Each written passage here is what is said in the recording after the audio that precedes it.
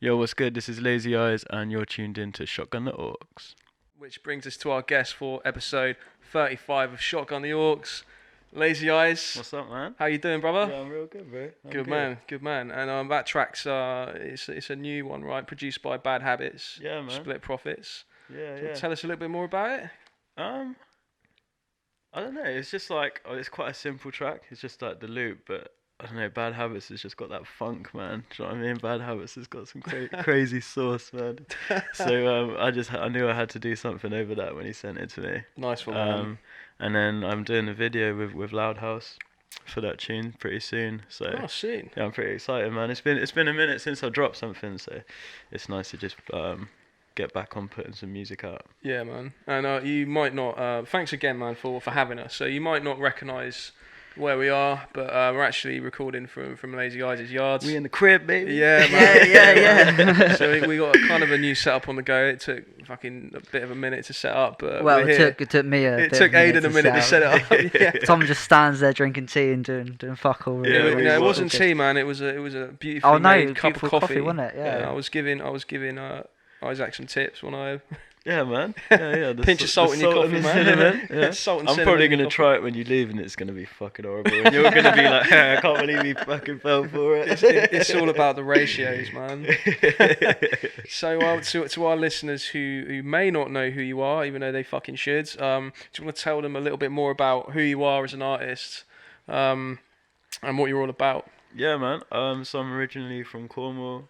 I'm one half of Pupils of the Clock. Last year we dropped our album Timeless.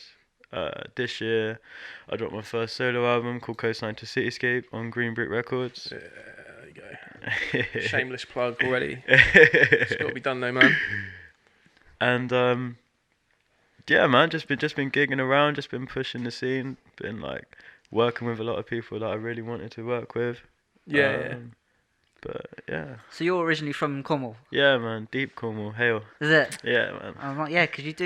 You talk about that a lot on your album, don't you? Yeah. Was there any particular reason you wanted to rep it so much, or was it just the roots? It's home, innit, I guess. Yeah, man. I mean, you Yeah. gotta be proud of where you come from. Yeah. But I also think there's a lot of people that rap from where I'm from, but it's like a hobby, or Right, it's right. something that a lot of people listen to hip hop, but they don't necessarily do a lot with.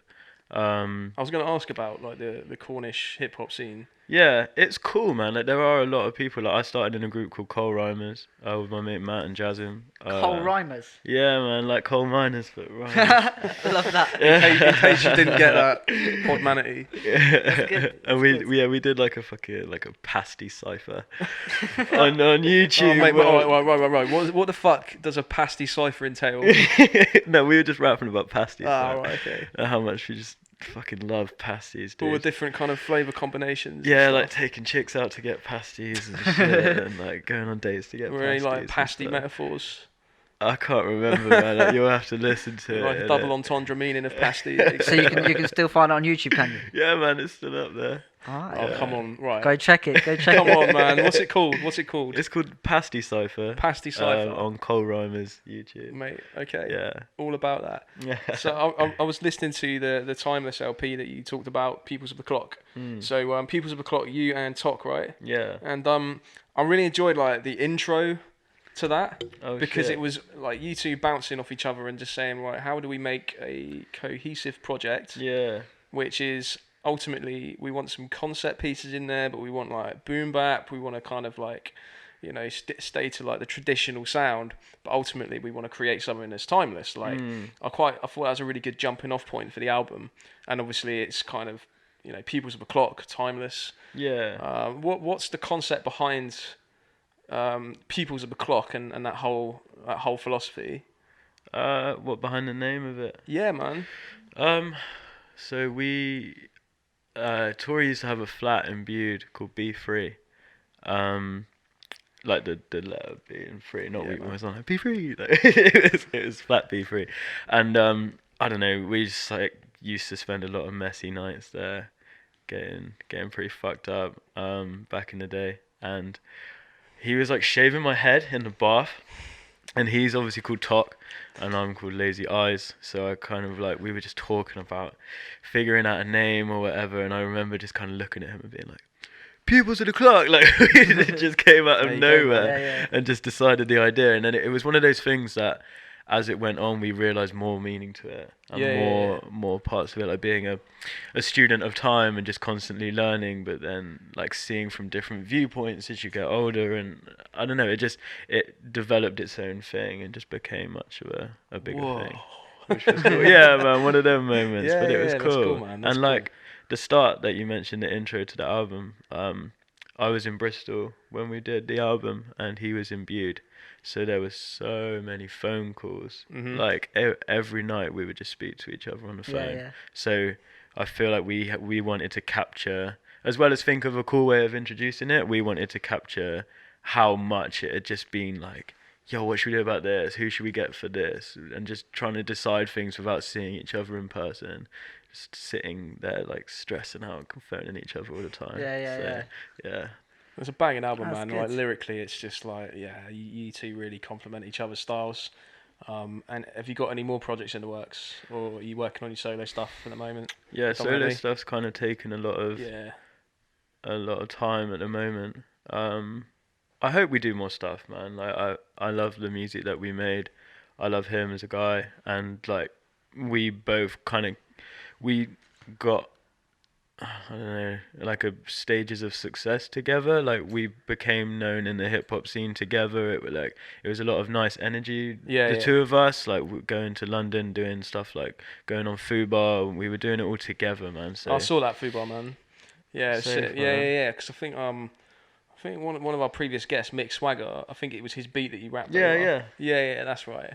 And because we did an episode with my Stiggy in Croydon like fairly recently. He's a good guy, man. Yeah, he's sick. Big up to really him, good guy, man. But that Fubar was dope, man. Yeah, I missed that show. How did you get on Fubar? Did you just get invited? You just email them, man. Yeah. And like, I think because they're just doing weekly shows, Right. they're just putting a lot of people on. But it was sick, man. It was like, it is a real shame that it's not around anymore. Because it was such like, open mic. Yeah, man. Did we ever find out why it stopped? I'm not sure. I mean, we spoke to my Stiggy, didn't we? And he basically said, so the whole thing, obviously, it was like a podcast and a radio show. Yeah. But on YouTube, they only really pushed the open mic. So I think there was a lot of content out there, but it was like, in order to access that content, it was really like quite difficult to do. Like you had to. I'm just being Aiden's adjusting me right now. This is the kind of the downfall of some of these of our new setup. So yeah, I think it's because a lot of the content was like buried deep in the website, so it was quite hard to access. Yeah. So a lot of people just assumed it was the freestyle and missed out on a lot of it. Okay. I don't know whether that had any kind of impact as to why it was cancelled, but that's what I'm assuming. But it is a shame though, because that was a sick show. Yeah, man, it was just a staple of the scene, man. I think that you could be like, I've been on Fubar, and anyone that's a fan of UK hip hop knows what that means. Yeah. And like obviously Sarah Love and My Stiggy have been in the scene for a minute. Like they're very respected people here. So like it was cool to go on there for sure, man. One of the first like radio things I did. We did it 3 times. We went on Fubar 3 times, but like I just remember being so shook the first time. I was definitely very nervous, man, because we did it with oh man, what's his name? An American dude, and he was just there for the first one. I remember being in the little like green room before, and he was like on tour and stuff, and he'd just come to the UK for a show, and we were just like these 2 dudes from Cornwall, just like, hey. The thing is though, man, This is the first one you did, was it? Felt overwhelmed. Yeah, man. That's obviously like like a natural kind of like emotion to have. However, like you're all on the same path effectively. Do you know what I mean? It's like, I mean, you're doing exactly the same thing as he is. Yeah, those nerves give you the energy to like go and do it. Uncommon NASA, that's the guy, man. Yeah, he was there, and he'd been on tours from like New York or something, and I remember him, man. Yeah, I remember his bars on there. I just remember feeling very like overwhelmed by the whole experience, but then it was cool. And like we met Jack, and Sam from Train Robbers. And since then we've done a lot of gigs with them. Like when we go to London, we stay with them. So Bucket Hat. yeah, man. Jack, He's a G, man. So is Sam. So it was really cool to have met them and then just have that friendship locked in. Man. It's cool. So you moved to Brizzy from Cornwall. So what was it like, kind of transitioning into the Bristol hip hop community? Yeah, was that something that was kind of? Did you have link ups before? No. So you just came here completely blind and just got yourself involved in the scene? Yeah, pretty much, man. Like, I didn't know anyone that rapped other than the people you're expected to know. Yeah. Other than, like, obviously I knew Res One, like, we'd opened up for Split Profits before, in Exeter. I remember, like, driving to those gigs, like, 2 hours in the car, bumping their CD on the way there, just being super gassed to have the opportunity to open up for them. And then obviously I think Rez was in my mind a lot coming to Bristol, because I think he was just like the person I wanted to link up with the most. Yeah. But yeah, I didn't know anyone. It was like just trying to figure it all out when I got here, and I went to a few open mics and eventually found Ed Zilla and started making music with him. And he's produced like a number of tracks from the album. Yeah, he's a sick producer, man. Mm-hmm. Shout out Ed Zilla. So, I mean, the opening track, Icarus. Yeah, you don't want to miss anyone out, do you? Yeah. You're talking about this. He wanted that, bro. He messaged me. He messaged me. So Ed Zilla's produced quite a number of your tracks, yeah. Yeah, man. And we were talking about before, like shouting people out. Yeah. Because we have bare heads come onto the show, and sometimes they're like, oh, I'm scared to like shout one person out because you might miss out like a million other people. It's a risky game. Yeah. So you just need a disclaimer at the beginning, just say, right, you know who you are. Yeah. I'm gonna call him out. He messaged me this morning, like, call him out. Yo, you gotta shout me out on the podcast, man. But, so there you go, man. But yeah, his beats on this album are sick, man. I mean, like Icarus, obviously, the track that opens the album. It's just classic kind of boom bap, heavy drums. Yeah, man. Yeah, he called it Back to My Roots. That was what he called the beat when he sent it to me, and that's why the first bar is Back to My Roots, because I just went from there. Because he used to make a lot of that kind of steez, and then like progress, and then he went back to it and just wanted to make like an old boom bap like slapper. Yeah. And yeah, man. Nice one, man. I'm looking at Aiden because he's looking at my microphone. Can you just make sure the plug? Can you just push that plug up a bit? Just plug it, push. Yeah, just. Stop talking. Oh man, yeah, technical issues galore this time. But that's what happens with a new setup, isn't it? Exactly, man. It's Shotgun The Aux on tour. Getting here was like, so Aiden was basically like elsewhere I was relying on him to fucking navigate me here. Okay. And we got to Bristol. And he was like, yeah, you should have taken a left back then. I said, why didn't you tell me? And he was just like, I was just drawing a dick on my phone. All right. I need to give you a bit of background. All right, someone sent me a picture on WhatsApp of one of my mates like eating a sausage roll. So I was like, all right, I've got to try and draw a dick in that sausage roll instead. It didn't work. But, meanwhile, I was getting lost in Bristol, which was fun. But we made it here, man. Captain Hindsight. Yeah. Oh man. So you went to the gig and opened. What you were saying, you opened for Rez and Split Profits in Exeter. Yeah.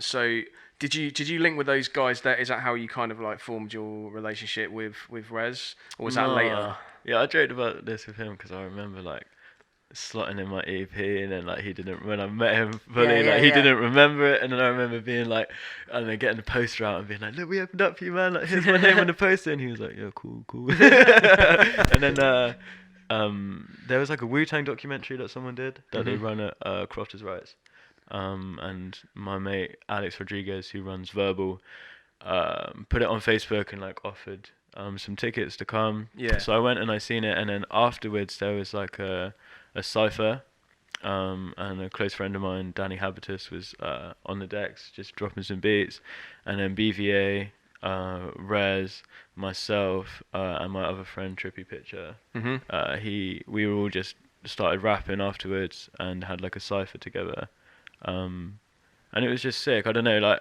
I had written quite a lot of new stuff, so I was just like pretty gassed on just like spitting some verses, and I think I wanted to impress Rez and BVA. I was just pretty excited to be in that cipher. Do you know what I mean at the time? So it's the best way to do it, man. Yeah, 100%. Yeah, man. I just think they're hungry for it. So when I had the opportunity, I was like, I got to take this. You know what I mean? Well, you're in the right city, aren't you? Like Bristol, yeah, a hub for hip hop. Yeah, definitely, dude. So is that part of the reason that part of what drew you here? I think completely, yeah. Yeah. I think like since I've been a kid, everything I've been into, whether like I used to play basketball, and then when it got to a level where I couldn't do it in Cornwall anymore, I was coming to Bristol to play basketball, like graffiti, hip hop, like streetwear. I don't know, like everything that wasn't in Cornwall that I was looking for was all found in Bristol. So it just felt so obvious to come here. Like I don't think I could handle London. I think I'd be quite stressed out just because it's London so can be like a fucking lonely place as well, man. Like, yeah, do you know what I mean? Yeah.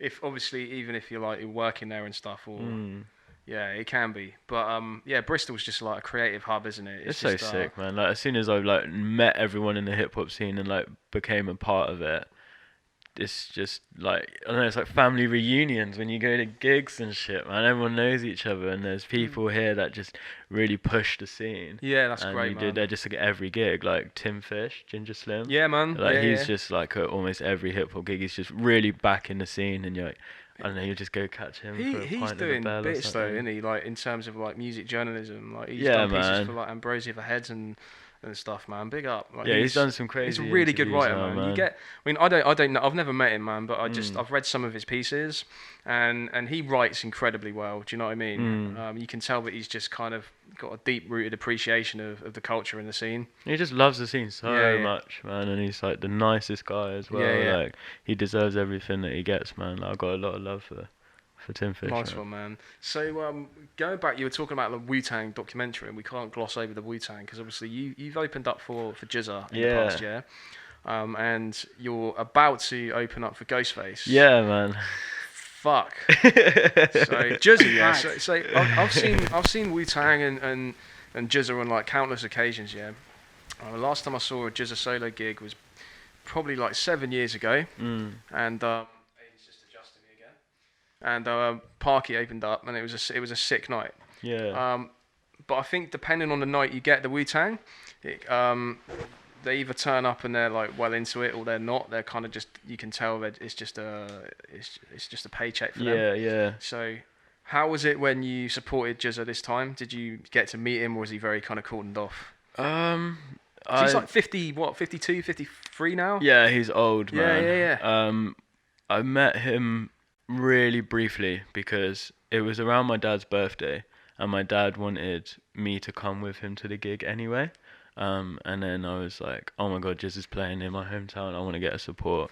So it was like around my dad's birthday, and I'd got him, they released like a Marvel version of Liquid Swords, where it's got Iron Man on the Your front. old man's into Wu-Tang. Yeah, my you talk about it in your album, don't you? My dad got me into hip hop. Fucking sick, man. And this is your family on the back. Yeah, of the that's my album. dad right there. That's amazing, man. Big up. Yeah. Good taste. Wait, he's in the Icarus video with the Doom. Yeah. Doom. They're his. I didn't like put them in his hands. They were like his. That's sick, man. They were the ones that he wanted to show off.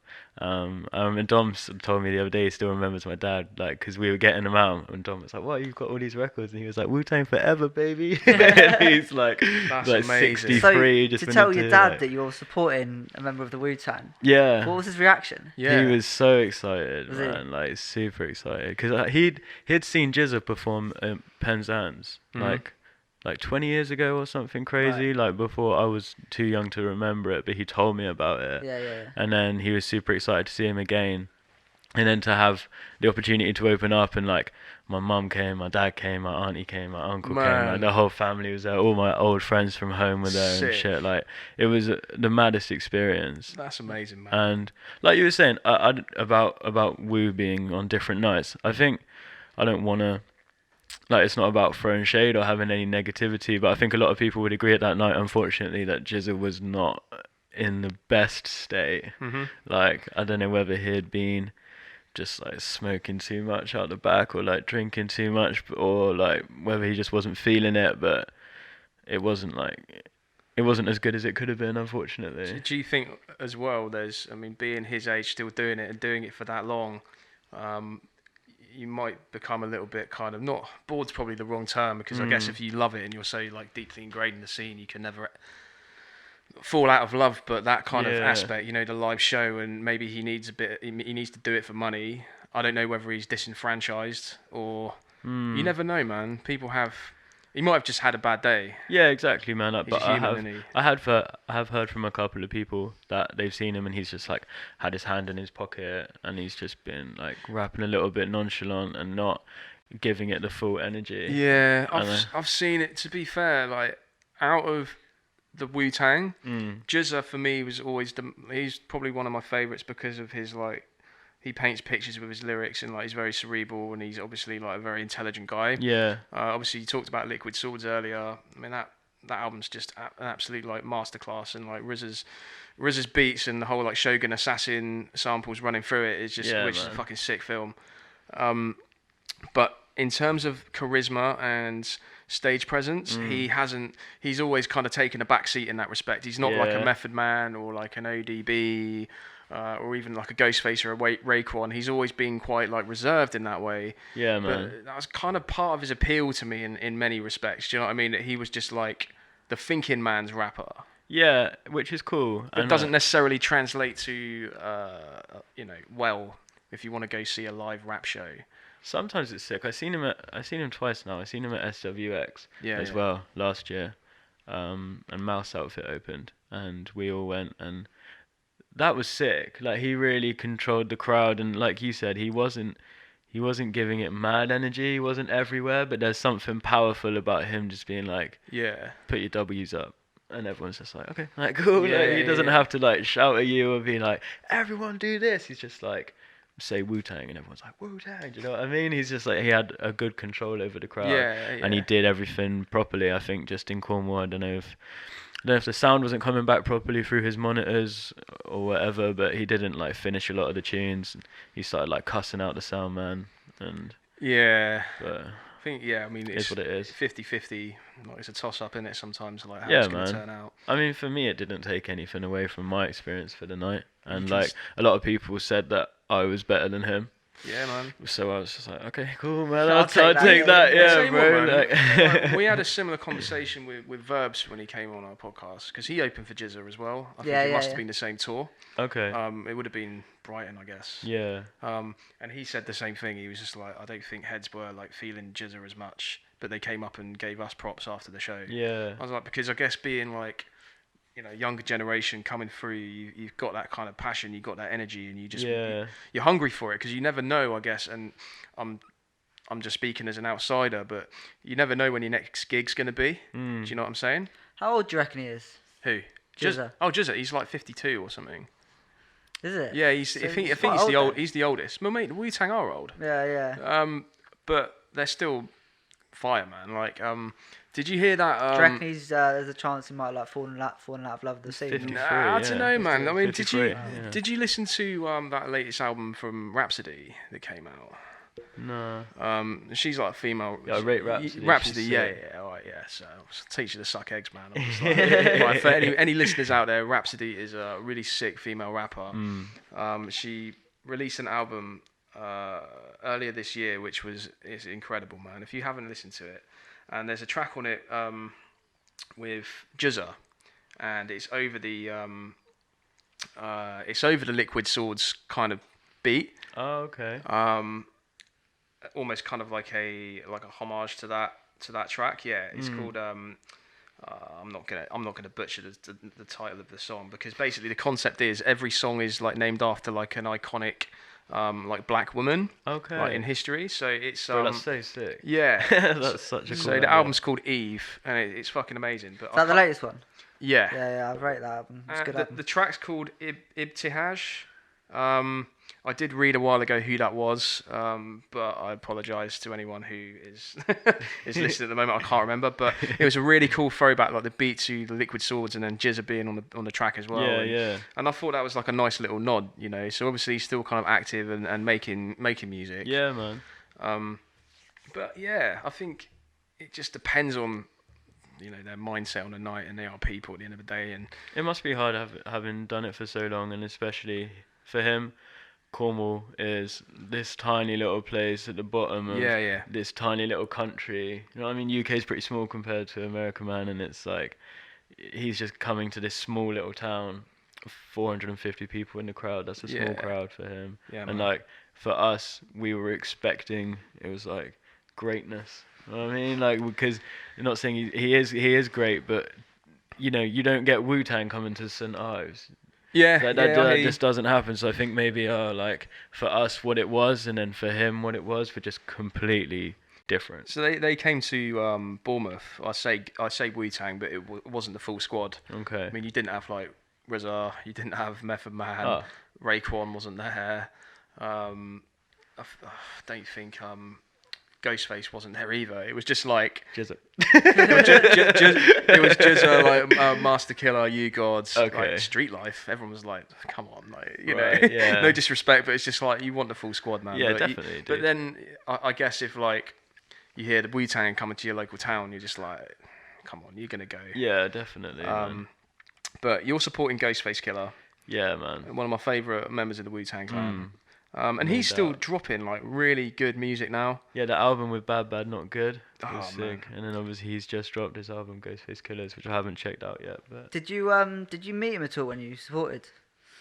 Jizza? Yeah. Did you miss that bit? Sorry, I fucking missed that. I'm trying to make you feel all this. I didn't finish the story. I think I really briefly met him. He was in the green room. And I went back and they were all smoking like backwards, you know, when they roll those like ugly ass looking like tree branch kind of things. It's not like a smooth blunt, it's just like all raggedy ass and shit. And they were all smoking them and like I don't smoke, and I was just like, whoa, like taken aback a little bit. And then they all had their hoods up, so I couldn't actually see who was who. So I was just like holding. I had a copy of my album I wanted to give him, and I had the copy of the Marvel Liquid Swords one that I wanted to get signed for my dad. And then I was kind of just like, Jizza? Like, hoping whoever turned around was going to be Jizza, because I was going to just like hand him these albums, like regardless of who it was, because I was just like, I don't know, you feel pretty nervous when you're meeting someone like that, man. And then he was just like, oh, yo, like, do you work here? And I was like, no, like, I just opened up for you, like, I just come off the set. I was like, I wonder if you could, like, sign my dad's vinyl and shit. He was like, yeah, that's what's up. And then I gave him this, and he was like, oh, is that your dad there? And I was like, yeah. And he's like, that's what's up. And then he, like, scribbled Jizza on the album for my dad, and I was just like, thank you. And, like, went back out. Man, cool. When you gave that to your dad, what was his reaction? Yeah, he was so excited, man. He was gassed. That's cool, man. Well, it's good that he was cool about it. You know what I mean? Like you hear stories about meeting artists and they're kind of tired and they're just like, get the fuck out of here. It's good that he actually. Yeah, it was a brief meeting, but it was cool, man. Like, it was nice to meet him. Yeah, he didn't like tell me to fuck off or anything. Which is sweet. Yeah, man. And so, how did it go? How did it come about supporting Ghostface for the upcoming gig? So my friend Omar, still busy. He's part of Aristocrats. He was trying to get hold of me a couple of days ago, but recently I've just been in the studio like 2 days a week all day, and it's down in the basement. I get no signal. So then when I got home, Dom and my housemate Dom, who runs this and that, and Todd were like, yo, Omar's trying to get hold of you. And I was like, we've just done a tune together, and we just got the master back. Yeah. And I was thinking, oh man, he's gonna be like, oh, I don't like my vocals on the fucking verse, like, can you change it? So I was like, oh, business call, do you know what I mean? Like, I'm gonna have to be ready to like talk about this. And then he was like, yeah, my friend just booked Ghostface, do you want to open up for him? And I was like, no, sorry mate, I'm washing my hair that day. Yeah, like, okay, sick, man. Like, I didn't really realise what he said for a while, and I was just sorting it out like it was a normal gig. Like, yeah, you know, take some money for it. Like, yeah, SWX cool. Like, yeah, and then I was like, wait, Ghostface? Like, wait a minute, you're talking about the Ghostface Killer? Man, that's sick, man. Did you listen? You hear the 12 Reasons to Die album with Adrian Young that he released, and he released a part 2. Oh man, I heard some of the tunes. Crazy concept album. It's amazing. The instrumentals and the production in that album, like, so good. That was like a resurgence for Ghostface. Yeah, Adrian Young is sick. Yeah, he's really cool, man. Yeah. That's crazy. So when's the gig? 16th of November. At SWX in Bristol. Be there. Well, definitely. Don't be. It's up to you, but you know. It's like a SWX, like 1,100 capacity. Nice, man. I think so. It's like the Jizza gig was the biggest one I played, and that was 500. Yeah. Between 450, 500. So this is going to be like double that. Yeah. So it should be quite a big one, man. Are you the sole support? Actually? Nah, so it's me and then Still Busy and J-Max and also Wishmaster. Okay, cool. So it's like Bristol. Yeah, man. All Bristol local support. That's it, man. I mean, that's how it should be, yeah? Do you know what I mean? I think so, yeah, man. Yeah. Nice, man. It's like good to have the opportunity to do this. It's like an amazing thing. I didn't think I would ever open up for Wu Tang. You know what I mean? It's not something where you're like, I don't know, you can't expect it to happen or even like just assume it's gonna happen. Just fast forward like 10 years and you'll be turning offers down like, nah, Wu Tang completed it, mate. I'm in a UK affiliate of Wu Tang. Put me in Wu Tang. Bristol Capadonna. Oh mate, that's crazy. I was watching this YouTube video. Some young lads. He was ranking, and he was real young, and he was ranking the Wu Tang from like his opinion, like worst to best. Right. Okay. And the comment section just fucking blew up, and I was just having a good old chuckle with the popcorn, and he put like fucking Method Man at like the second worst or something like that. And I was just like, okay, right, I've zoned out now. Like your opinion is completely worthless. Like, but I know obviously it's subjective, and you'll come into Wu Tang from like a different perspective. You know, you're a youngster and you're hearing it for the first time. But it was just sacrilege. I couldn't even continue. Bro, Meth's my favourite. Method Man's got 100%. The most swag, ain't he? Like, bro, it's got that steez, and I think I like in my own music and like the way that I write, I don't want the flow to be too predictable. Mm-hmm. And he's the best at just flipping shit on your head so you don't know what he's saying and like going you down this way, and then he just like flips it around and says something else. Yeah. And like just playing with it. Like when he says that line, like competitor, whatever. Like he just flipping it around, and he's just having fun with it. Yeah, it's so casual. He's got so much steez. Like, yeah, he's sick with it, man. Yeah, man. He's definitely like got the most kind of personality in the Wu Tang. Yeah, definitely. Probably ODB back in the day, obviously, but yeah, he was just like completely. Who is it? He shared something recently about ODB's feature on the Mariah Carey. That was video. Tim Fish as well. Was it? That shared that story, man. It was amazing. Basically, like ODB had like a guest feature on a remix of Mariah Carey song. Yeah. And he was like a fucking proper diva. Like he asked for like, I think it was like 15 grand like up front or 50 grand or something, and he rocked up and kept like falling asleep and just kept making all these really like outlandish demands, didn't he? Yeah, he was asking for all this crazy shit, and you're right. Then he just like fell asleep for like 2 hours. Yeah. My days, man. And then just woke up and did it. Yeah. And then asked for like more money and then left. Fucking crazy, man. What a life, man. So it's quite funny. Like I'm going off on a slight tangent. Like yesterday, like me and Lazy Eyez were chatting, and then you were like, oh, are any of you scared of snakes? And I was just like, no, but I'm intrigued now. Like, I was kind of like, and then you came back and you were like, oh no, I've got what type of snake is it? It's a corn snake. Corn snake, yeah. Or Barry, yeah. Barry. Yeah. And you'll see a photo on our story. He's a gorgeous colour. But I was half expecting you to respond with like, oh yeah, we've just got like bare loose snakes in the house. Yeah, we've been invaded by snake people. I was just like thinking about a Peep Show episode where Jeremy goes to live with Super Hands, and he's just like staying in his old like grand's bedroom, and there's just snakes everywhere. Oh yeah. On the bag, the bin bag, wasn't it? Snakes. Like that. No, people love Barry, man. Barry gets a lot of love. He's I put him on my Insta story and shit. People know Barry, man. He's Barry's proper chilled, isn't he? He's chilled out. Yeah, he's sick, man. I like kind of got him on a whim as well. My old housemate was just like, I'm gonna go buy a snake, and I was like, alright, cool, I'll just come with you, innit? And then there were two, and they were like 30 quid each, so I was like, fuck it, I'll get one as well. Actually, I thought it'd be like just had it ever expensive. since. Some of them are, man. Like there's one that I've been looking at, which is like a ball python, and you can get different like genuses and different morphs of them, so they're different colours and shit. Oh, right. And this one's like a banana pastel one, so it's like super pale yellow with like pink in it. They're like 180 quid. Man, you say python and instantly like I'm a bit like python. Isn't that not poisonous and venomous? No, pythons are Python will just constrictors. choke you, won't they? Yeah, so there's there's poisonous snakes and then constricting snakes. So this one would be fucking massive. Yeah, they're kind of like just chunky. Yeah. It'd be thick. And it's not too long.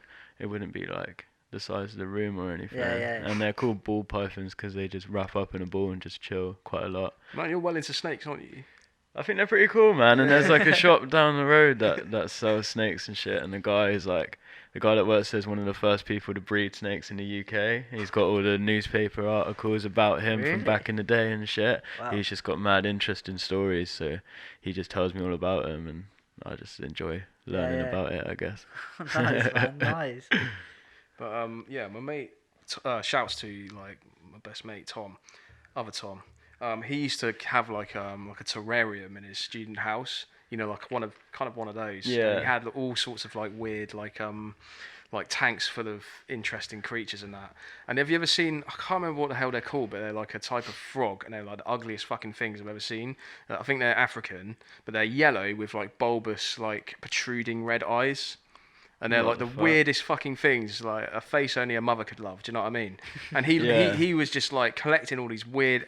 I got to the point where it's like a rainforest in his bedroom. I was just mate, fuck this noise. I was just like, I can't deal with it. Those things are hideous. Like, but yeah, man, I was just like, he's cool. Yeah. My do you know friend what I mean? used to have he for a while he was breeding them. Okay. And like you go into his house, he literally took over his parents' house with just fucking reptiles everywhere, like big fat lizards, snakes, and you go in the kitchen, man, you open up the freezer and there's just fucking dead mice. Yeah, I got and that. like rabbits and stuff to feed them. It was mad. It was a bit like frightening because he'd let them just like walk around the house. So you'd just be chilling there and you turn to your right, there's a fucking like lizard behind you. That's sick, man. But it's cool. It's well hot as well in there because you've got to keep the heat up, don't you? Do you have like lamps in that one? No, he's just got a heat mat. Right. And then it's like it will go on when it's cold and off when it's hot enough. So it's like kind of powered that way. Yeah, it's pretty sick. But yeah, they just like love heat, and they don't have a sensor to tell them that they're too hot. So if they find something hot, they'll just lay on it. Like one time he escaped, and I found him in the radiator. So like underneath the top grill, and then where those things are that coil around, he was like in the gap there, just laying flat along the radiator. Luckily it wasn't on, but I don't know whether he would have like cooked himself. But I had to tempt him out with a mouse, and then when he bit it, like pull him out of the radiator. Yeah. That's hard work. But it's scary because they will cook themselves. Really? If they like got in the oven and it was getting too hot and they were burning, they wouldn't leave the oven. They would stay there until they died. Because they just like, I don't know, they don't have that sensor to be like, all right, you're too hot now. Because it would never happen in the wild that they would like cook. Right, yeah, mate, that makes You know what I mean? sense, So they're just like, damn, man. So yeah, that's something to think about when you leave the oven door open with snakes about. Yeah. Be careful. Yeah. So going back to music. The music. No, man. Lazy Eyez the snake man. We live for these weird and wonderful tangents here, man. But so this album that came out some time ago now. But when you obviously being an artist and being in such a creative hub like Bristol, is it sometimes difficult to stay in your own lane creatively without being influenced by other people? Do you know what I mean? Like, you know, when we kind of talked about this earlier, when you kind of have to think about yourself in terms of putting music out there and getting yourself heard, especially in a scene as kind of small as the UK hip-hop scene. Yeah. So do you want to elaborate a little bit more about like your process and doing your own thing? I think I listen to a fair amount of UK hip hop just to show my support and see what my friends are doing. But I think I try and take most of my influence, if I am consciously taking influence, which I try not to do, from American hip hop. Yeah. Because unless you put on an accent, you're never gonna sound like that. So it's like kind of a safe way of not accidentally mimicking something and making a song that's like it. You could subconsciously mimic it completely, couldn't you? Yeah, I mean, not that I don't want to get it misconstrued and think that I'm listening to tunes and copying them, because I'm not. But you can't help but be influenced by what you listen to. Yeah.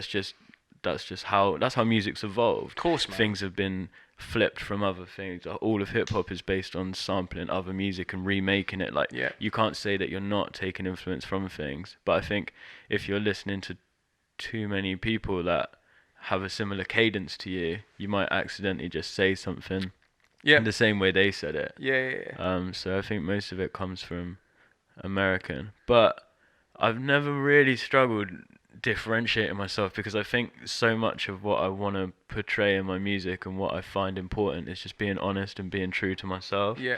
And if I'm doing that, there's no danger of it sounding like you. Can I just stop you there, man? Your hand tattoo says something, yeah? This one? Yeah. Yeah. So comparison is the thief of joy. Yeah, man.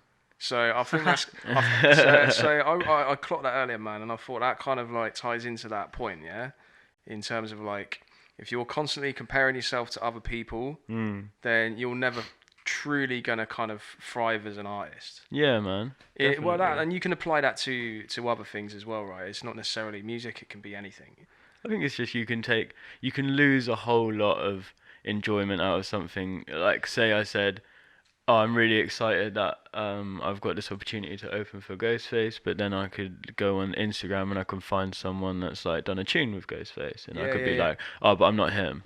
And then how do you enjoy it as much, because you're looking at someone else and thinking, oh, but I haven't done that yet. Yeah, man. Or I might be doing this, but they're doing that. It's like you've got to run your own lane, and you've got 100%. It's not about like where you are right now. It's about where you came from and where you started, and like only comparing yourself to your past self. As long as you're better than you were last year, or you've learned something, or you're doing something different than you were before, like that's all that matters. Wise words, man. Very wise words, man. No, I like that, man. I like that. I think it's a really like important thing to keep in mind, just in life generally, you know. But when we were talking to like, and this kind of ties into this as well. We were talking to Mice Diggy. He mentioned that when he puts like a project out, he runs it past kind of like not like complete strangers, but people who don't necessarily know who he is or have heard his music before. Okay. So he gets like unbiased feedback. Right. So it's almost like, check this music out, but he's not saying it's even hits. Because if you think about it, you know, like a lot in UK hip hop and hip hop especially, you know, on like Instagram, everything's very kind of instant. It's like, yeah, I like it. Yeah, flame emojis. Yeah, it's amazing. It's like, yeah, pat on the back, mate. Yeah. Whereas, like, I think constructive feedback is probably few and far between.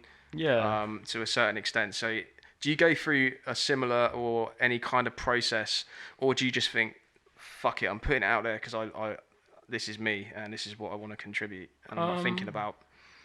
I think I'm still at a time in my life where I'm quite easily, like, I'm quite impressionable. Yeah. And I think if someone was saying to me, I think if one of my friends was like, yo, that tune sucks, then I probably would be too scared to release it if it was one of my close friends.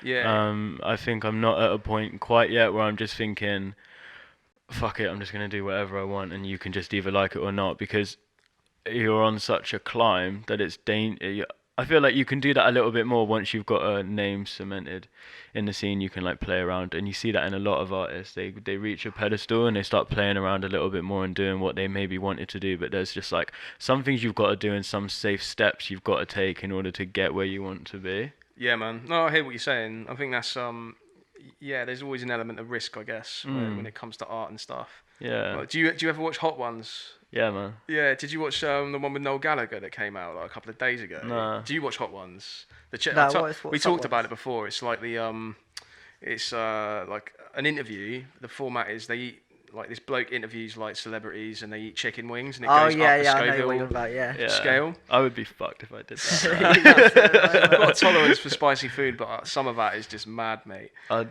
be like DJ Khaled, but I'll just leave. And on the latest episode, he had like Noel Gallagher on from Oasis and stuff. And at the end of the episode, I think one of the questions that Sean Evans, like the host, like asked him was like, it's around like toxic fandom or something like that. And what do you think about the fans? And he said, well, if I cared what the fans think, I'd still be with Oasis, miserable, travelling on my own separately from the rest of the band, making a fuck ton of money. But I don't want to do that. Yeah. I've set my own band up and stuff. But obviously, to your point, he's already established, cemented, rich, and can afford. He has the luxury of being able to do that. Yeah, but it resonated with me. He was just like, I don't go to bed every night thinking, oh fuck the fans. He's just kind of like, fuck the fans. Like, I'll just make what I want to do anyway. Yeah, and I'm not saying like oh, just make what you think people will like, because that's a very dangerous route to go down. Like, you've got to like it, you've got to think it's real music. Like, I wouldn't drop something that I didn't rate just because I thought it would be a good business move. Like, I'm not saying that, but I think you can definitely play with your position a little bit more creatively once people will take it seriously. Mm-hmm.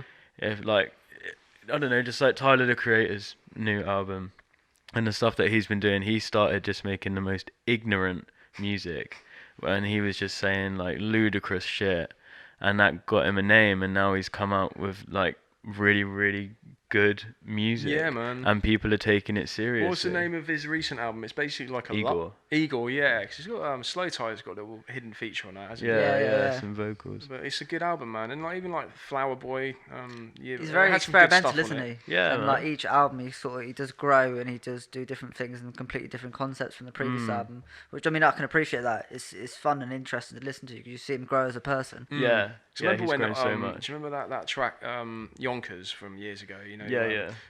Where the video was just him and then he like hangs himself and stuff. He eats the cockroach. Yeah. And he goes on about like Bruno Mars and like B.O.B. and all that stuff, like calling people out, and it is very kind of. To be fair, I fucked with that track back in the day. I was just like, this is dark. I like the bass and whatnot, but it is quite. Looking back at it retrospectively, it is quite transparent that he was kind of like, he was basically just like a skater kid with ADHD.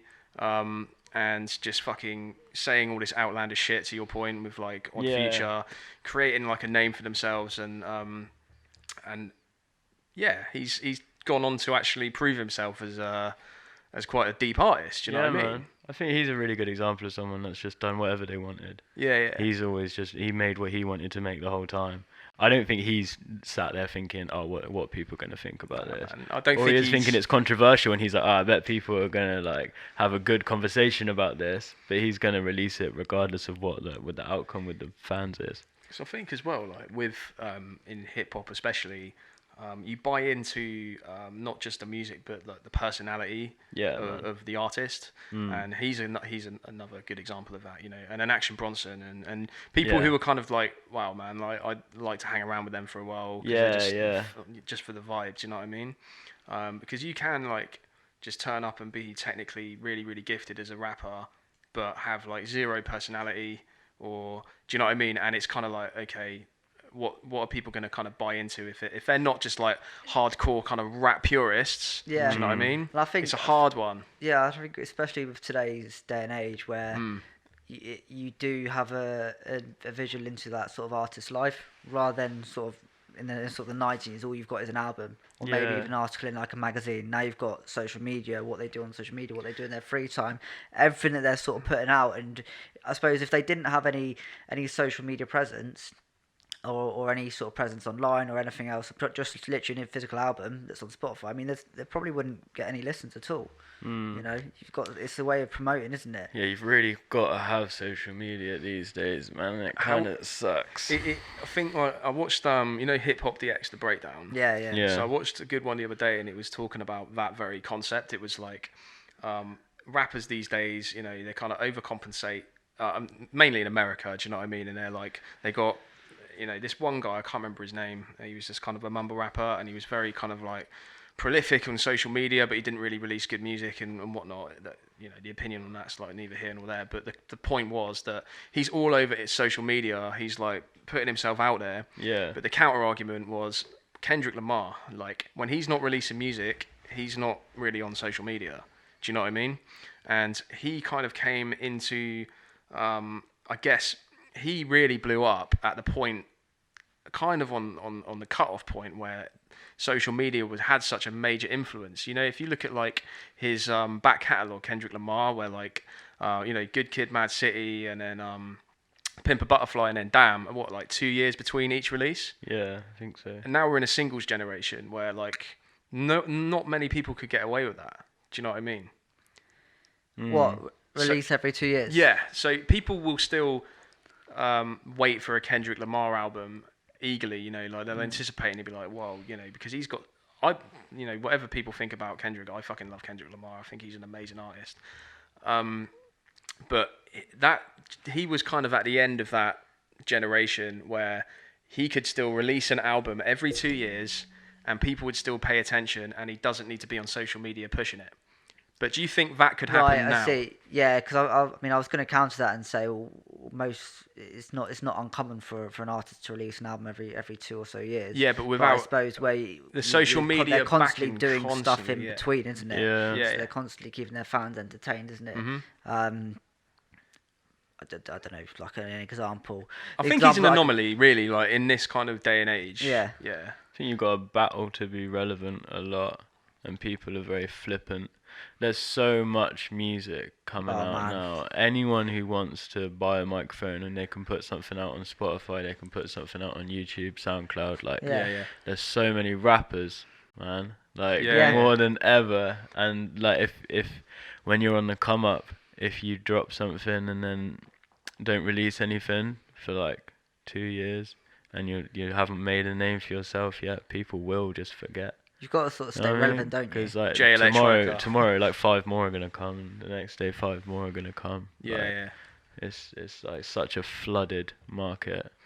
Yeah. But you're making a name for yourself in the UK scene at the moment. Obviously, like this album's had a really good reception. I personally really, really rate the album.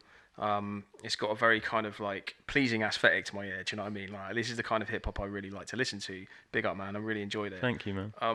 But when your point, like, it's quite oversaturated in terms of rappers making music, putting their work out there. Like, how do you kind of deal with that and just kind of, how do you overcome that? You gotta be better than them. That's it, man. That's it. That's what I was alluding to. It's a competitive sport. Yeah, it is. It's always been a competitive sport. I think, to your point, there's platforms for anyone.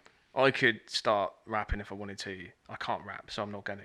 I'm gonna spare the fucking public that. But anyone could, like, hypothetically, just kind of like upload a video of themselves to Instagram, SoundCloud, and just push it. So, what do you do? Obviously, besides being better than everyone else, what do you like? So, what advice would you give to kind of aspiring artists to overcome that oversaturated market? Man, I don't know. I think a lot of it, aside from, like you're saying, obviously you've got to have good music. Without the good music to back anything you do, it's gonna fail. Yeah. No matter how good your PR is and your marketing, if you don't have the backbone of that, you've got good music, anything that you do after that is gonna flop. But like, once you've got good music, that's such a small part of how to reach a level of success. Yeah. And it comes down to how you push yourself on social media, how you interact with the people that are already in the scene, how you carry yourself, like how hungry and passionate you are. I think for myself, like, any single opportunity I've ever been offered, I've taken it, and I've taken it seriously. I love that, man. Do you think live performances still play as big as a part as they used to? In what, bringing you more fans and stuff? Yeah, man. I think, like, I'd say it's probably the biggest component in the UK. It's a massive part of it for me. Do you put a lot of sort of planning into your live performance? I don't over rehearse to the point where it's stagnant.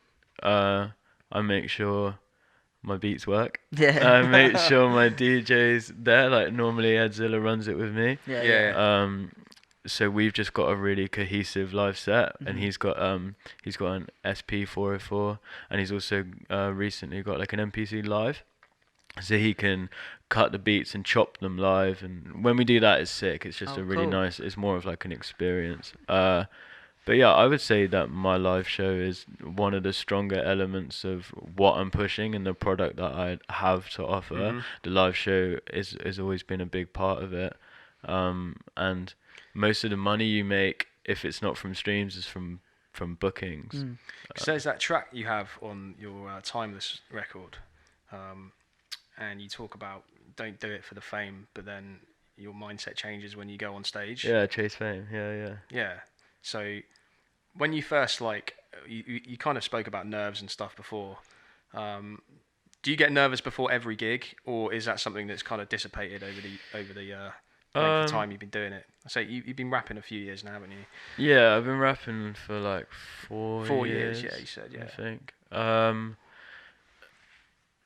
Yeah, there's still an energy that comes before a performance that is like, I don't know, I guess some people would call it butterflies. Yeah. Or, but if you didn't have that, you wouldn't be passionate about it. Mm-hmm. If you took it too casually and you weren't bothered about it, and then you were like, oh, just another gig, then you wouldn't be able to go on there and just give it everything you've got. Yeah. Because if you're putting yourself on the line, if you're making music that's so honest that it's a piece of you, and then you're playing it in front of a multitude of people, that's going to scare anyone, because you're putting yourself on the line and you're exposing yourself. Mm-hmm. And that's obviously going to be an intimidating experience. But if it's a set of like a couple hundred people there, I'm not nervous to the point where I'm thinking, is this going to be alright? Because I know I can do that. For the Jizza one, I was pretty nervous. Just because all my family was there, and made like such a big thing about it. Yeah, man. That I was just quite imagining. Rightly so, though. I mean, it's Jizza as well. Yeah, do you know what I mean? It was cool. And afterwards, I was so excited that they'd all had the opportunity to be there with me. But like, I was just like, imagine if this is the one that I fucked. Do you know what I mean? Imagine if it's built up to this moment and I go on and just like pass out, or just like, I don't know, spontaneously combust. Yeah. If I spontaneously combust this time, is that real? Is spontaneous combustion real? Yeah, put that one out to the listeners. But what's the small? So when you first started out, how many people were in the crowd at your first gig? My friend Lewis and Karen were in a little band called Canned Peaches. I thought you were going to say that they were the crowd then. I was like, fair enough. No, it was all right. Maybe like 30, 40, but I just remember maybe having a few too many drinks before, and then just like shouting my lyrics. Yeah. And just rapping like overcompensating for being nervous by just like shouting it quite aggressively at the crowd. And then it took a while for me to like learn mic control and breath control live. It's a completely different experience to being in the studio. Mm-hmm. And even just like not cuffing the microphone, but then having it like the right distance away from your mouth. A lot of times I place my index finger on my nose and then hold the mic so it's just there. And then when I do that, it's exactly the same distance away from my face the whole gig. So the sound guy can wire it up, and then it won't move from that point, so it stays the same level. I need to apply the same. I don't know, just little things like that. I need to apply the same technique, because Aiden's always having a go at me with the mic. He's always like speaking to the microphone. You gotta hold it like this, All right. I learned this technique from Lazy Eyez. Nice one, man. So in terms of like upcoming projects and stuff, obviously we talked about the intro track produced by Bad Habits, obviously Split Profits. Yeah. You've got some more stuff in the pipeline with Edzilla as well? Yeah, so I've got quite a few singles to drop. You're stalking the Instagram, mate. Yeah, I've got a few things ready. I've recently like signed to a new management company. Okay. Who've put me in the studio like 2 days a week in Bristol, and we've been working with different producers trying to make a kind of different sound, just making like playing live instruments in rather than just making a sample based beat. And then like breaking the beat down more so there's like live bass, and the bass changes throughout the tune and different parts of it. So just making things that are a bit more musical. I've had Ed down there with me, and I've also had a producer called Creed, who produces for Gardner. Nice, mate. Not to be mistaken with Creed, the Christian rock band who fucking suck. Yeah, I haven't been making any Christian rock music. But yeah, so other than releasing a couple of singles on the side, the main thing now for me is to work with this new company. And just to push that lane. So how does that somehow coincide with? Will you still be releasing music on Green Brick? No. Okay. The contract and the deal with Green Brick was just an album. Okay. It was always just Coastline to Cityscape. Obviously, like we dropped Heavy on there, and me and Sarah still have a good relationship. But when I got offered this contract to sign with the management, it meant that I would eventually be running down a different lane, Mm-hmm. and they also own a record label that they would be looking to sign me to. So as soon as I kind of decided, and we communicated throughout the experience, me and Seri, and as soon as it was decided I was going to go down this lane, we thought it didn't make as much sense to continue releasing music on Green Brick, because eventually it was going to come out on a different platform. Yeah. So it made sense to kind of split. But there was always that kind ways. of like mutual understanding and respect between the both of you throughout the process. Yeah, definitely, man. Yeah. And like, I think because they made the Green Brick website, and like, a lot of people thought I was signed to Green Brick as an artist. Mm-hmm. And I never was. It was always just I was going to do that album.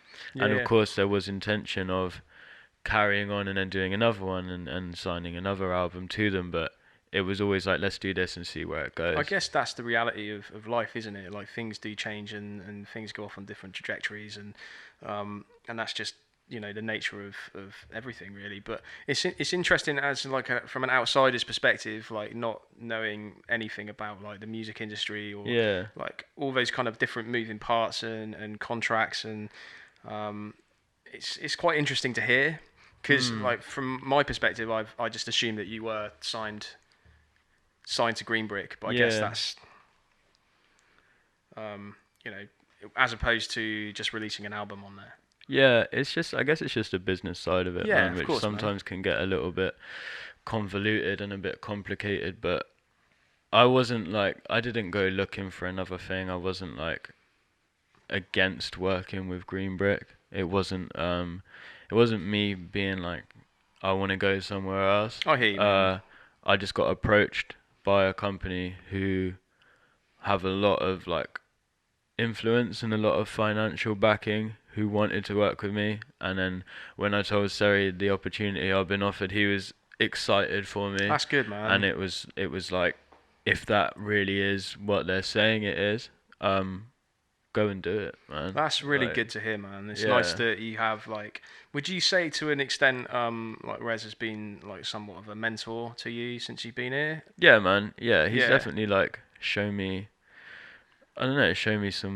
some ways, and like he just put me on. I think the Coastline and just being like, yo, check Lazy Eyez out. Like a lot of his Instagram, he was promoting my music. He obviously run the Green Brick Instagram and was pushing my music a lot, talking to people, introduced me to a lot of people. Yeah, he definitely helped so much. That photo you post on Instagram recently saying like me and my dad, that was jokes, man. So he's like your hip hop patriarch. Yeah, he's definitely helped me a lot, man. That's cool, man. So with this new management, you said you wanted to go down a different sort of vibe, or? Nothing away from UK hip hop. Right. I think there were a lot of meetings at the start with them where they wanted me to get out of my comfort zone. Okay. And they were talking about how much would you be willing to do something you haven't done before and be making music that you're not as comfortable making. And I was very clear that I would be happy to, make something that's a bit more like jazz influenced, or make something that's a little bit more like I was saying about having live bands and live instruments, but like I'm not rapping on dancehall. I'm not gonna rap I'm not gonna rap on house. I don't care if there's like a 20,000 check. I'm not gonna make music that I don't believe is good music. Not saying I don't think house is good music, but like for me, that's not what I want to be doing. So I wouldn't change my image if for the sake of like financial gain, as long as it was still something I wanted to be doing and something I felt was true to myself, then I would do it. Yeah, I'd be happy to step and do a different thing. Things need to be switched up. I think like UK hip hop has hit a point where a lot of the beats are loops. It's a lot of like sample based loops, and then just like 16 chorus. It's very like derived from US boom bap, isn't it? Yeah, and it's sick, and it's worked for so long. Yeah. Like, I don't think we should be worried about like switching it up and doing something different. I think that could be refreshing to the scene, and just to. We often talk about like artists who do kind of, we were talking about Tyler the Creator. Yeah. Like, in UK, it's kind of those artists who are like making noise. Cass is Dead and like Slow Tie and people like that who kind of have that like they're breaking the mold in a sense. They're not really sticking to hip hop. They're not really sticking to grime. You can't really categorize what they're doing, but it's working because they're making noise. Do you know what I mean? Yeah, man. And I rate like people who take risks, but in an authentic way. You know, where it's got to feel right. Yeah, exactly. But yeah, it should be a good experience, man. Seeing where it goes, and like I said to them as well from the start, like if UK hip hop doesn't benefit from me doing this, like I don't care if you're like, oh, we can make you rich and famous, but it doesn't benefit the dude after me that wants to rap, I'm not interested. What's the point? It's like if it doesn't open the door and let people follow you, if you're not like paving the way for people, like who gives a fuck how much money you've got in your pocket? Yeah. That's like, real talk, man. Real haven't really done anything. That's stewardship at its finest, man. Hip hop stewardship. I like that, man. I don't know. I'm not saying I'm gonna like save, like make the game or like be some superhero. But said like, it here. Yeah, the savior of UK hip hop, Lazy Eyez. I'm not saying I'm not like putting that on me, but I just feel like that was a philosophy that I had going into it. Where did the name Lazy Eyez come from? So my name's Isaac. So the Eyes is kind of short for Isaac, so it's more like Lazy Isaac.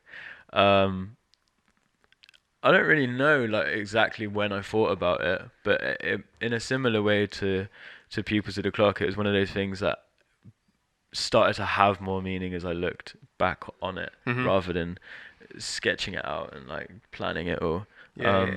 But for me now, it means when I was like 17, 18, 19, in between playing basketball and realizing that I wanted to make music, I didn't really have a whole load of ambition and drive to do what I wanted to do. It was kind of like I was all a bit lost, all a bit down maybe. And then when I found music, it suddenly like re-inspired me completely to just push really hard for something and just to really want to be something. So it's like, I guess I used to be mad lazy and now I'm not. So when I see Lazy Eyez on a poster or on a video or somewhere, it's like, yo, that was that kid that was just like doing fuck all and now I'm doing this. Do you know what I mean? It like reminds me where I came from, and that like just to be content and be happy with what I've done, rather than sometimes when you're pushing a lane, you get caught up in, like we were saying earlier, I haven't done this, and you get caught up in milestones and tomorrow I've got to do this, and it's taking a moment to think, oh, it's pretty cool what I've done. Man. Like before I wasn't doing any of this, and now whatever you're doing, like now I'm doing this. So the name for me just reminds me of that, I think. There we go, That's man. really cool, man. It's good to look at that, and like you say, you kind of look back and see what you've become and what you've grown into. Yeah, I think it's so important, man, because especially like we were saying with so much social media, I could open my phone now and see someone's success, because that's all they'll post a lot of the time is when they're winning. Oh, I had a sick day in the studio today. Like no one's saying, oh, I stayed in conversely all day though, to watch like a movie. Of course. Conversely though, people also post like beggy statuses and stuff about. Do you know what I mean? Like when they're more vulnerable, but you can tell it's kind of like for attention. Do you know what I mean? Yeah. But to your point, people only really share like the good stuff. Yeah.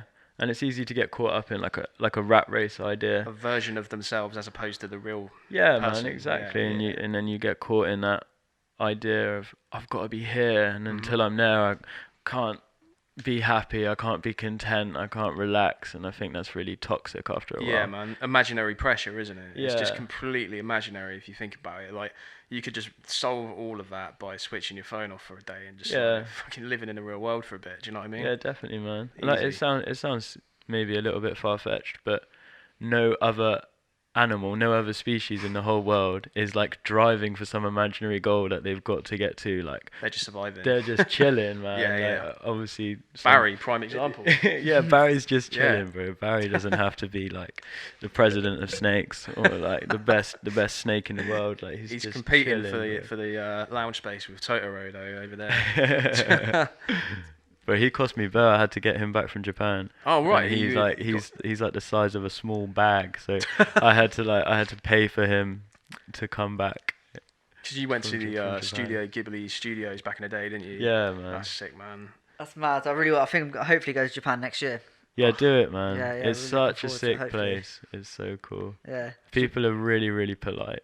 Are they? Obviously, you can't generalize a culture like that, but I think honour and kind of... Yeah, it's a big part. It's been ingrained in their culture and in their heritage. And like when we first got there, we met this dude who didn't speak any English, and we were obviously very lost. And we showed him on the map where the hotel we were trying to get to was. And he bowed to us and then beckoned that we follow. So we did. And then he walked us the whole way. It was quite far, the whole way to the hotel. Wow, man. And then bowed to us again and left. Can you imagine that happening in the UK? Well, my mum was inspired at the time. My mum worked in London quite a lot, and she came back and she was like, right, I'm going to be nicer to people. I'm going to try and help some people out. And she was down at the tube, and these people were looking at the map really confused, and she was like, oh, can I help you? And they were like, no. It's okay. Yeah. And they were just like backed off and looked at her really weird. British sensibilities. Yeah. Human interaction. What the fuck's that about? No, that's cool, man. I'll rate that. I'd love to go to Japan one day. Hopefully I will. It's just like I was saying before. It's just so like the polar opposite of like what we're used to. Do you know what I mean? In terms of like the dynamics, the sensibilities, just everything over there is so fucking different. I'm fascinated by it. So yeah, hopefully one day. Yeah, it's such a cool place. I got the dollar. Yeah, man. So before we wrap up with the podcast, man, and thanks again for having us here. No doubt, man. It's been a fucking pleasure meeting you, man. So is there anyone you want to shout out or anything you want to plug? The long list. Yeah, no, I think I'm gonna side with it's pretty risky getting into like shouting everyone out in case you miss people, but like in a general sense, like thank you to all the sick producers that I get the opportunity to work with. Thank you to like my parents for like spotting me. I think my parents have done a lot for me. Yeah. And why they get the back cover on the album, like I feel like I phone my mum like every day, every other day. Like we're super close now. So thank you to them, I guess. Because that Icarus song is about them, isn't it? Yeah. It's all about my parents. That's amazing, man. That's why it's called Icarus. Do you know the story of Icarus? Flew too close to the sun. Yeah. Yeah, man. Yeah, it's a Greek myth. Yeah. Yeah. But just like my family and friends, man, and then like all the talented musicians around me. Like, if you know that you've worked with me or that you've spoken to me, like that's for you, innit? I'm not gonna do names. Oh man, amazing. Before we wrap up, a couple of things on the podcast. So we've kind of expanded a bit. We're releasing blog posts and reviews. So hit up. Let me just actually find and we don't actually we don't pay for this shit. So the WordPress site. So you can find it at shotguntheaux.home.blog for blog posts and reviews. So big up Hip Hop's worst critic who does our reviews, and he's like wishes to remain anonymous, so he's always impartial. I quite rate that actually, because we'll send him an album, he'll turn it around and review it, and he's just so fucking brutally honest about everything in it. He writes it with respect, right? But it's a good kind of, what we were saying earlier about that unbiased view. Yeah. So he has the luxury of anonymity. So he's just kind of like, I can say what I want. Yeah. So big up to Hip Hop's worst critic, and Clifton Crotch, Kieran. He's a Swansea-based blog post and hip hop enthusiast, and Ben Skidmore as well, who writes Skids List. So shouts to you. He's another Bristol head and keen UK hip hop enthusiast. So thanks, guys, and more pieces from them coming soon. Aidan, where can you find the podcast, man? So you can find the podcast on Spotify, iTunes, on YouTube. Check out the YouTube. And obviously give it a like, subscribe, and follow the social channels so you don't miss any of the good stuff. At Shotgun The Aux. Yeah, man, yeah. Isaac, where can we find you? Where can our listeners find you on social media and YouTube, etc., man? So my album Coastline to Cityscape is out on Spotify, iTunes, everything. Instagram at Lazy_Eyez with a Z. My videos are up on YouTube, either under Pupils of the Clock or Green Brick Records. A lot more to come. A lot more to come soon. Nice one, man. And again, appreciate you coming on, man. It's been an absolute pleasure meeting you. Yeah, no doubt, man. And chatting shit for a while about hip hop and other good stuff. So really appreciate that, man.